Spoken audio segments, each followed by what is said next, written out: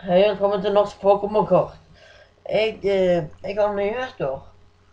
Jeg har åpnet denne i dag. Den kan du se på kanalen min.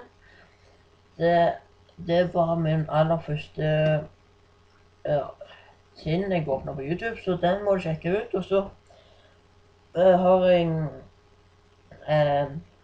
bestevennen min, han har lyst til å være med på YouTube-kanalen, og det får han lov til også.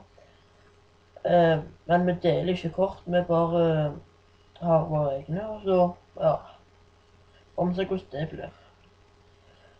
Og så var det Eevee, så Eevee-familier og sånt som jeg samler på, og de skal jeg vise nå. Denne synes jeg er litt kul på når den er på fabrikken og sånn. Denne er gammel skogen, fjellhula, noe sånt tror jeg. Denne fikk jeg i den her, så den kan du, så ja. Så fikk jeg en prime med den Valgate Prime, og så fikk jeg ja, en annen prime.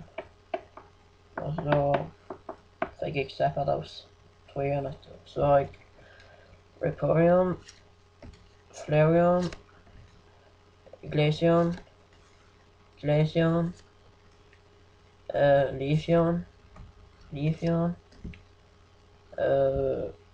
Jolteon, Espeon og Espeon.